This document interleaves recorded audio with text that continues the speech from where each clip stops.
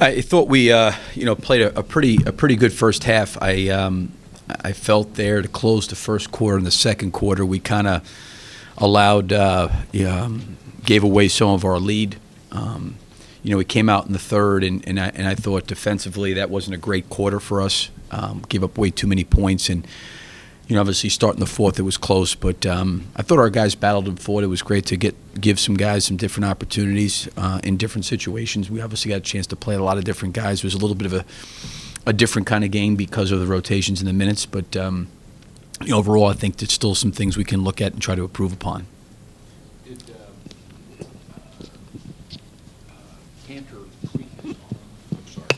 Did Ennis tweak his arm? No, he'd gotten a cut on his elbow that I think had opened up again, and they just needed to kind of, I think because of the way it was bleeding for the stoppage of play, he was just dealing with that. That's what the bigger issue was.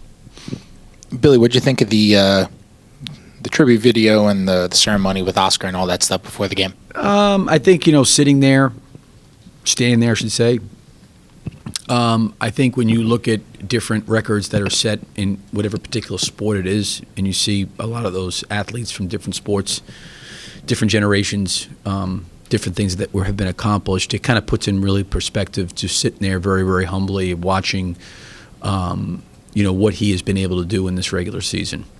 And, to have Oscar Robertson standing there with him, and then obviously to show some clips of him, it kind of almost bridges the gap of the past and the future, and just what, like I said before the game, what Oscar Robertson's meant to the game, and the way he kind of revolutionized, a perimeter guard, a big guard. He was probably the first guy that was that size that could do the things that he could do.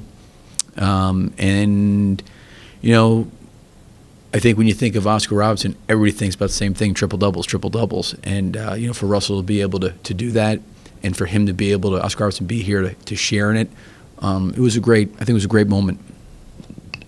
The decision for Russ not to play in the second half, was that something that you had come up with him before the game or at halftime? When was that decision? Pretty much last night, talked about it. I think he felt like he wanted to kind of play his normal minutes and get into a normal rhythm. I didn't see a need, nor did he, I think, to play in the second half. So, coming off a day off yesterday and it being a back-to-back, I mean, it was good that, he had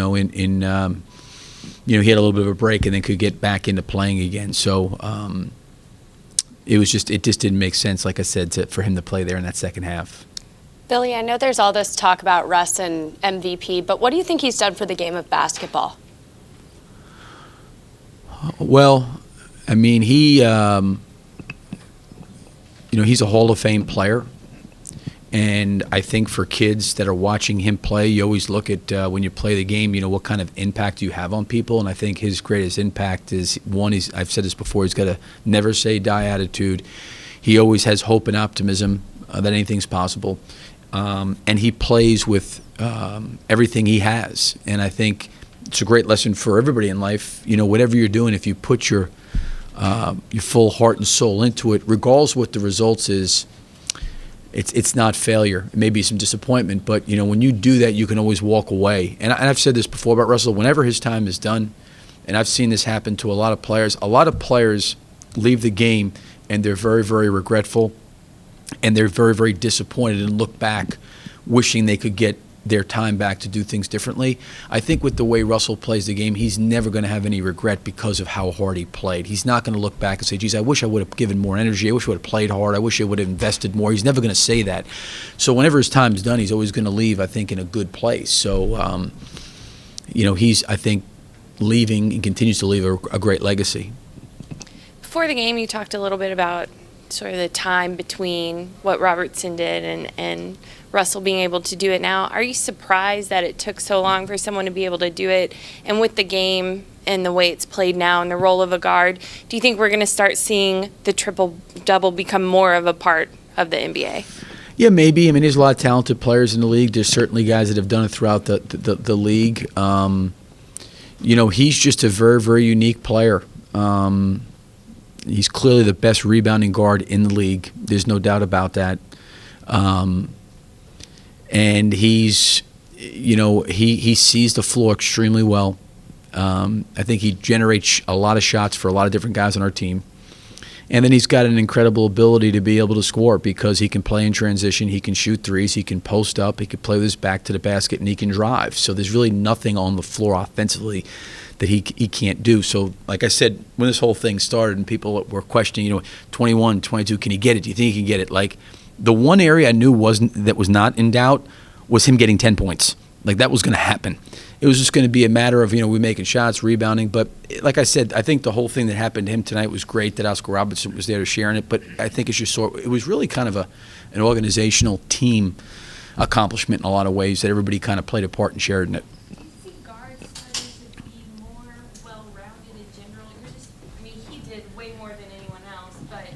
It's hard. It's hard. I'm not saying that guys can't do it, but to do it 42 times or to average that, I think is really, really, really hard to do. And I think certainly Oscar Robertson doing it in 61, 62, and it lasting this long just gives you an idea of how hard it is. Billy, Houston, the last time you guys played them, they just basically got shots wherever they wanted, 3 layups, and that was pretty much it, nothing from mid-range. When you have to play them on night after night after night, what's the best way for you guys to go about forcing them into those uncomfortable mid-range shots, which they almost kind of refuse to take? Yeah, no, I think that we've got a sample size of 4 games. Their team changed the first couple times we've played them. They've obviously went through the All-Star break and added some players, and we did the same. So, there's 4 games for us to take a look at and try to learn from. And just get ready to play. They're a very, very good team, and they obviously shoot the ball. They've set a record in the NBA, makes and attempts. They do it at a great level. Obviously Harden back there with his abilities to score and to pass and to generate offense, the shooting they have around them. So obviously they finished where they finished this year because they're a very, very good team.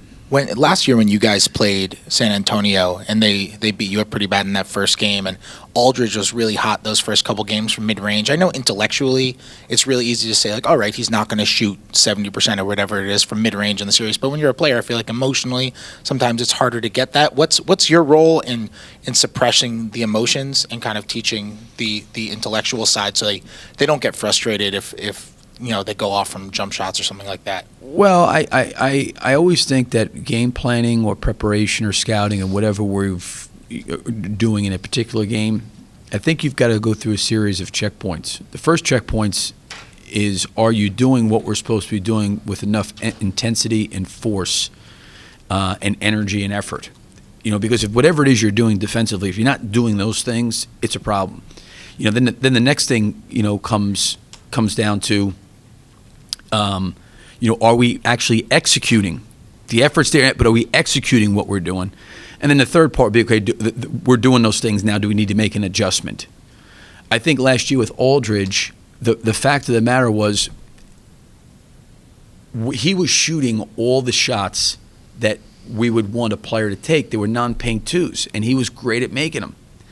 I didn't think that we put him under enough pressure in terms of trying to get back to him in that first game.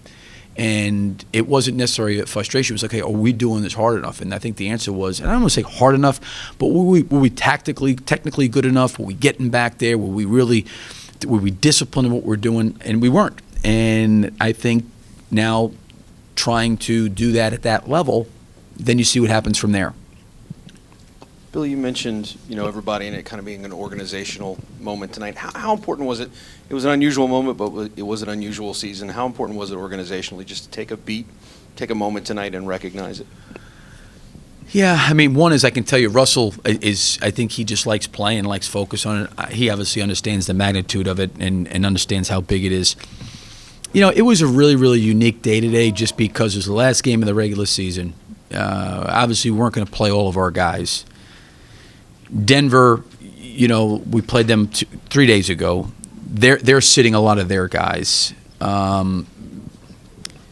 And you have this Oscar Robertson triple-double, all this stuff. There was a lot of stuff going on tonight, and I thought it was all really, really positive because I felt like, to your point, like everybody shared in that. And I think because of Russell's humility and because of Russell's always being grateful and thankful, to his teammates, to the organization.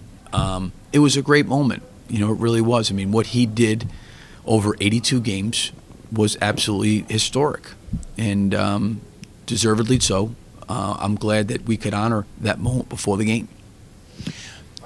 Coach, there was a lot of talk during the game, social media, about Josh Huestis playing really well and wondering his future.